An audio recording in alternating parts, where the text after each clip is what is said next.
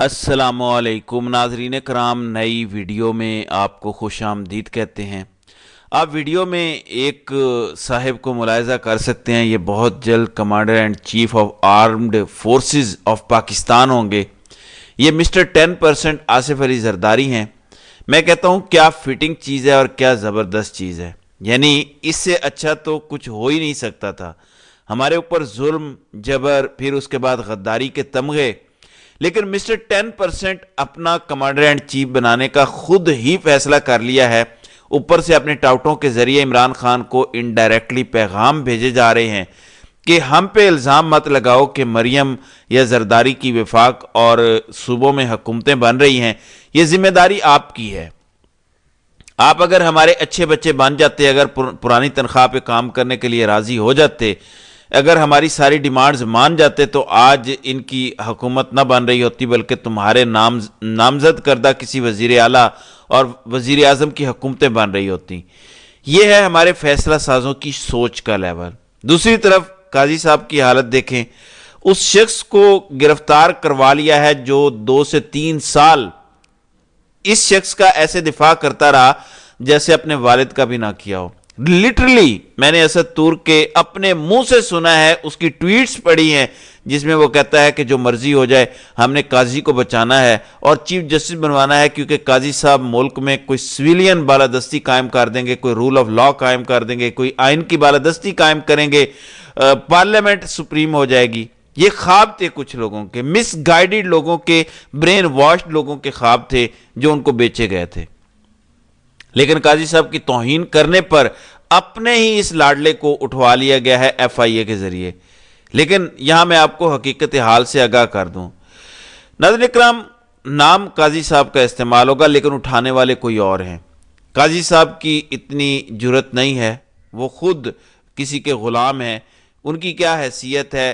ان کو ڈیل کرنے کے لیے کوئی بریگیڈیئر جنرل بھی نہیں رکھے ہوئے، normal colonel, lieutenant colonel level کے جو لوگ ہیں وہ انہیں ڈیل کر رہے ہیں۔ عمر عطا بندیال نے کم از کم اتنا مقام اپنا بنا لیا تھا کہ جب الیکشن کیس کا فیصلہ دینے کی نوبت آئی تو DG ISI بذات خود چل کے چیمبر میں جا کے انہوں نے ملاقات کی تھی، جو بھی ہوا لیکن خود جا کے کرنا پڑا۔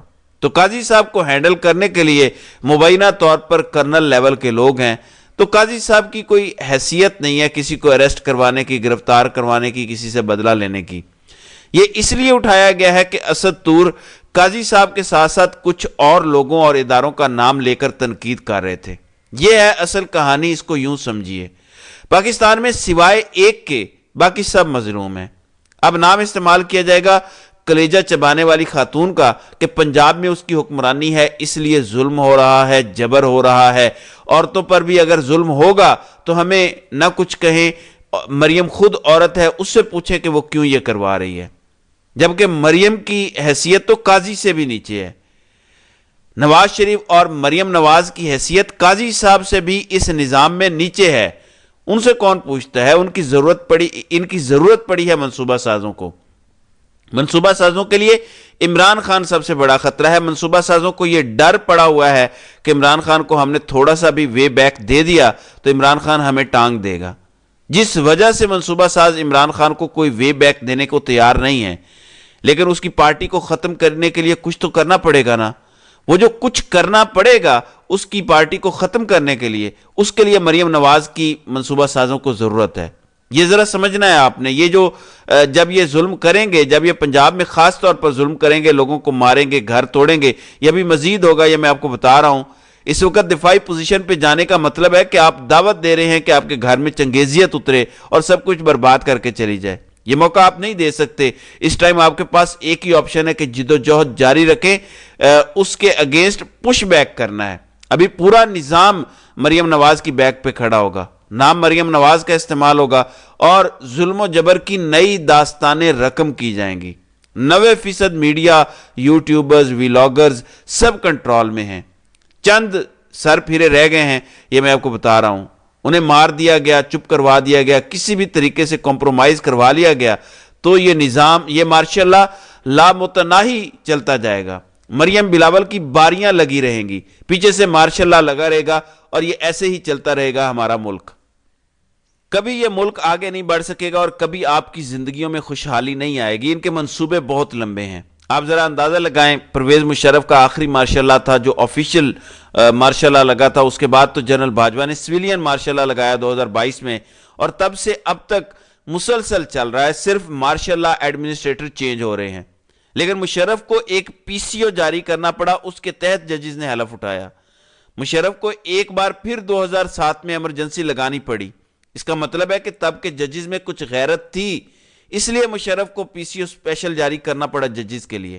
یعنی پچھلے ججوں نے مشرف کی باتیں ماننے سے انکار کیا, کچھ ریزسٹنس دکھائی تھی. ناظرین کرام, یہ پہلی بار مارشل لا لگا ہے کہ کسی جج کو کچھ کہنا نہیں پڑا, کوئی پی سی او جاری نہیں ہوا, مگر سب لیٹے ہیں, سب کمپرومائزڈ ہیں. یہ سب سے خطرناک مارشل لا ہے.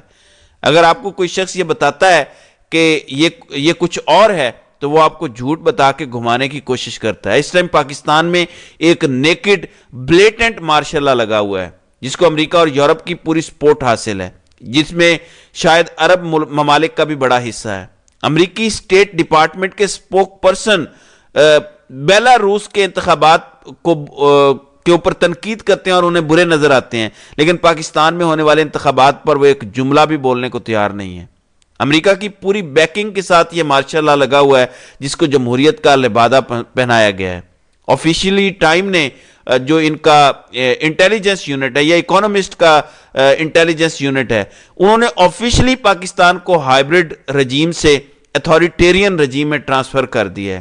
یعنی ہماری ریٹنگ ہائیبرڈ رجیم سے ہٹ کے اب اتھارٹیرین رجیم میں چلی گئی ہے. یعنی مارشل لا ایکسیپٹ کیا جا رہا ہے عالمی اداروں کی طرف سے. امریکہ میں حکومت تبدیل ہونے کی دیر ہے, ان کی اسٹیبلشمنٹ کی تھوڑی سی پالیسی تبدیل ہونے کی دیر ہے, اور آپ دیکھیں گے کہ یہ سارے لنگوٹ چھوڑ کے بھاگیں گے. امریکہ کی پالیسیز ایسے چینج ہوتی ہیں کہ رات کو اور دن کو اور. صرف ایک پالیسی ان کی چینج نہیں ہوتی اور وہ اسرائیل کے حوالے سے. باقی امریکہ کی یو ٹرن سے ہسٹری بھری پڑی ہے. افغانستان میں وہ کہتے تھے سوال ہی پیدا نہیں ہوتا. ایک نعرہ تھا جارج ڈبلیو بش جونیئر کا کہ ہم نے دہشت گردوں کے ساتھ مذاکرات نہیں کرنے.